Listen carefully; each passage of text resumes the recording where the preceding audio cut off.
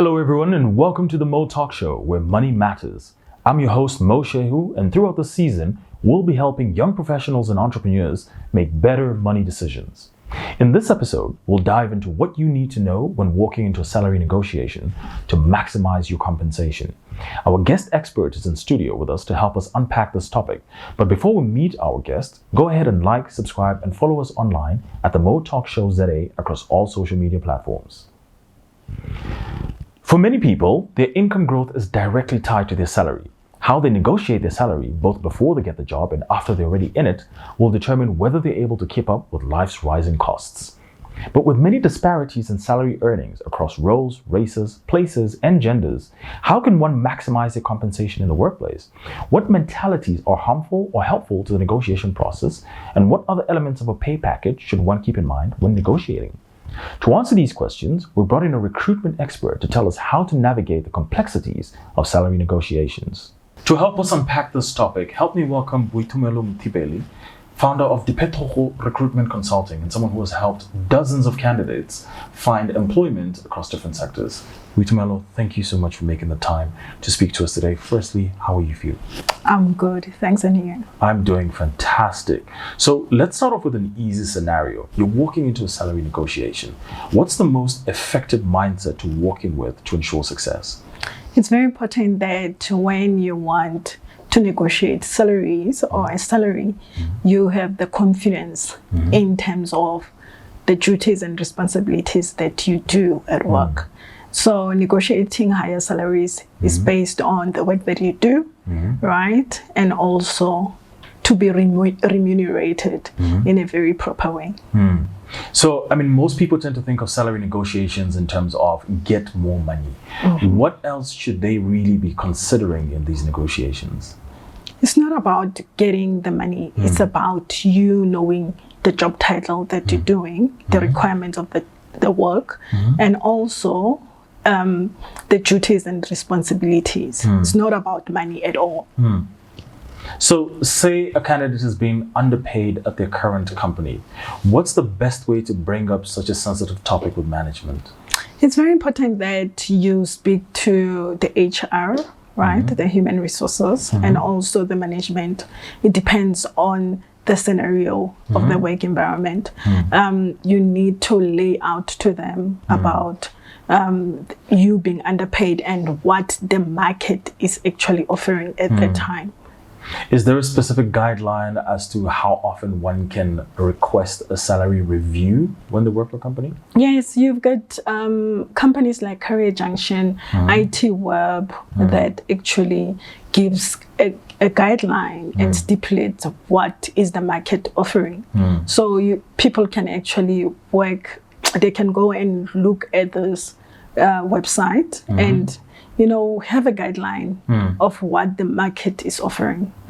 So, you're an employer right now. Say, for example, you've got a bunch of employees and they've just requested a salary review from you and you've given them a raise. Yes. How soon again would you expect them to be able to come back? Is it after 6 months, after a year, after 18 months? What is a comfortable time range after which someone can request a salary raise? In a company, performance reviews needs to be done, right? Your KPIs, your KPAs, and we look at how an employee has actually performed within. It's done quarterly, in fact. And quarterly? Yes. Wow. Yes, and then you look at the performance of the company financially and how the employees have worked as well. So you can have those KPAs and KPIs done, quarterly, and you give them like after a year, there must be an increase or no increase depending on how the company performed.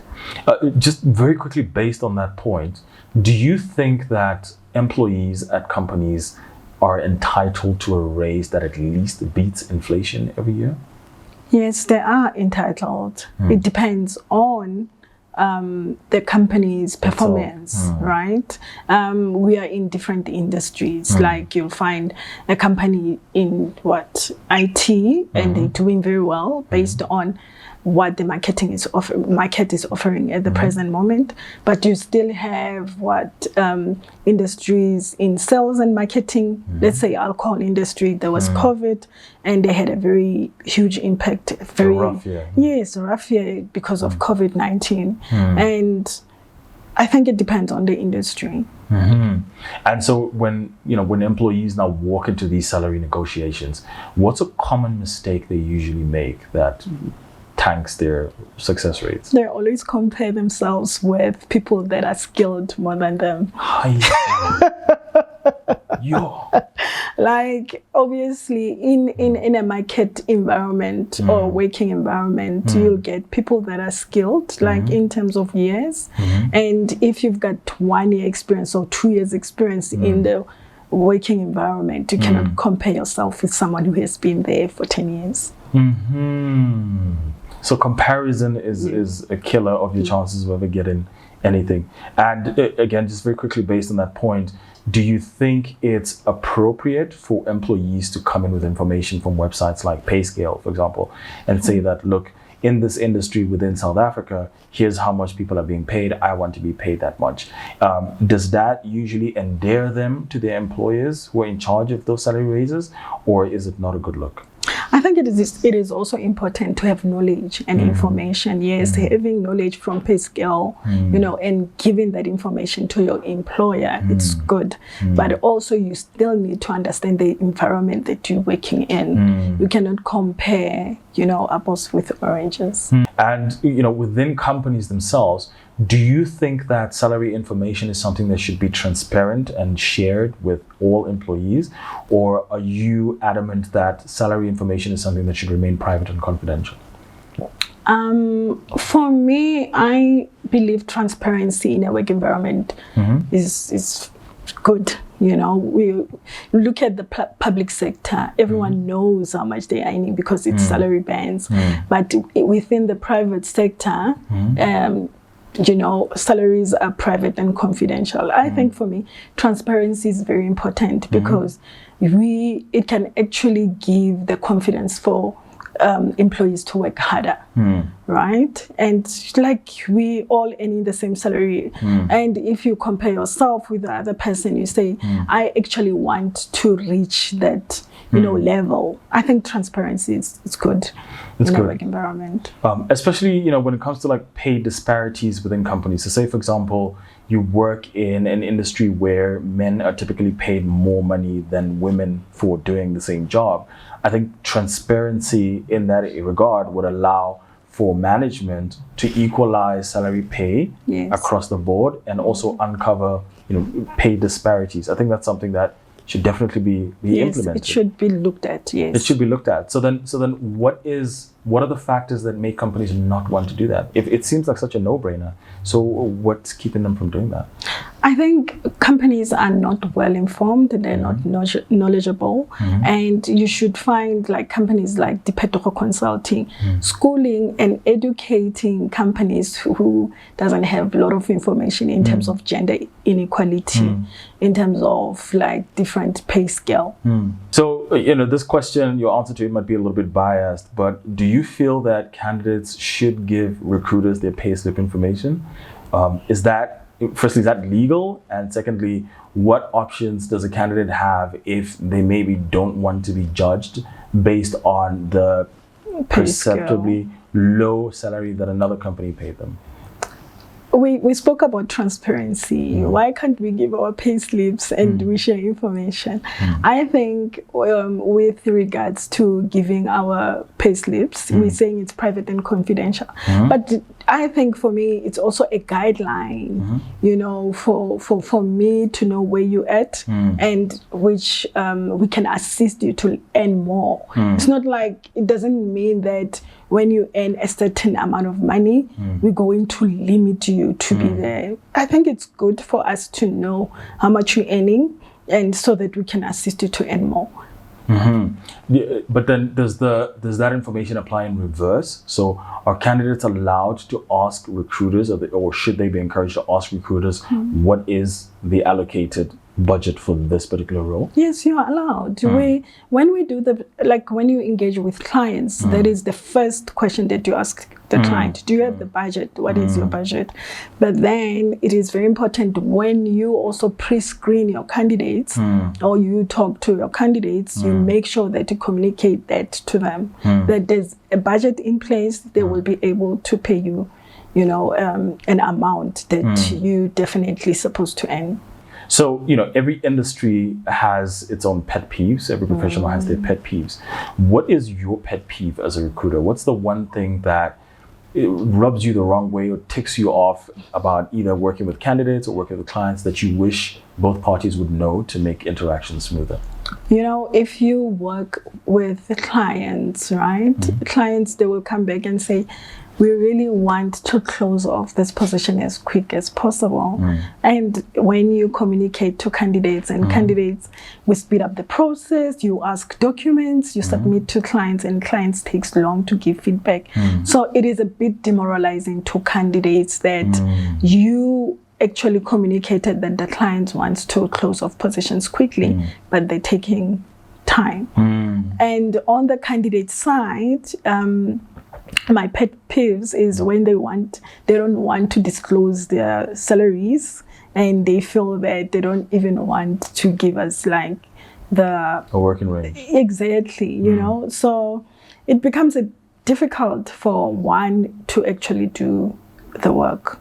And women, people of color, and other underrepresented groups in South Africa are routinely underpaid, especially at private companies.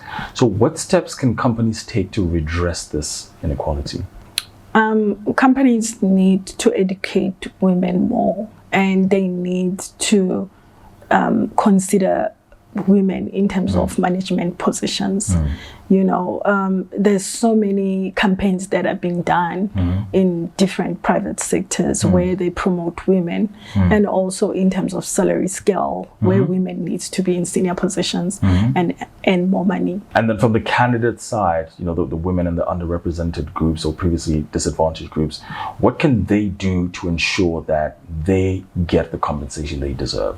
So on the one hand, companies need to definitely educate themselves and their employees. But as a candidate, what can you do to ensure that when you walk into a negotiation, you get due compensation and not, either have your compensation requests minimized or dismissed entirely? So when you're looking for something in life, you always need to prepare yourself.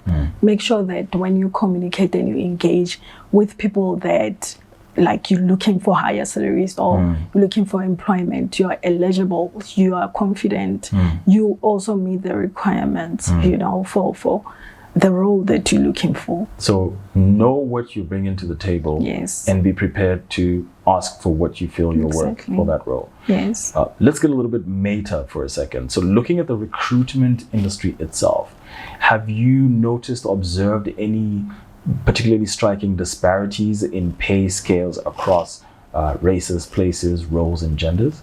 Yes, there's a lot. Statistics SA has, they've done research in 2020 to 2021 where, I don't want to mention the race, but white people are still earning more than black people 3 times higher. 3 times. 3 times higher. And, those are the obstacles and challenges that the industry is at the present moment. I wish they can do better in terms of salary differences. If you get an offer, so say for example you work for a company and you feel like you're underpaid, you go to them, you ask for salary review, and they're dragging their feet on it. In the meantime, you can apply for another job and you get a better offer, and then your old company, your current company, tells you actually we're willing to match whatever it is that you're getting paid. Is it advisable for you to accept that offer from the company that you're working for, the counter offer? I think when you accept a counter offer, you're not honest, because you communicated to the other company that you're really looking for work. So the whole thing, it doesn't have to be based on money. You should also think about career growth and your career progressing rather than being stagnant and concentrating on a higher salary. If you've picked up a few tips from Boitumelo today about how to negotiate a high salary, let us know on social media. We are at the Mo Talk Show ZA across all social media platforms. Now, Boitumelo, before I let you go, I have one last question for you. What career advice would you give to your 20-year-old self? You know, in terms of career, when you are a 20-year-old, you need to find yourself a mentor, right? You need to learn as much as you can, right? Find a side hustle that you can do. You don't have to depend on your parents and for money, and get that education in place so that should your side hustle not work and you know you've got something to fall on. Boitumelo, thank you so much for sharing your thoughts with us on how to negotiate a higher salary. It's been an absolute pleasure having you on the show. Thank you so much for having me. And thank you for watching the Mo Talk Show. Follow us on social media at the Mo Talk Show ZA across all platforms. Join us on another episode of the Mo Talk Show where we discuss money matters. I've been your host, Shehu, and it's goodbye for now.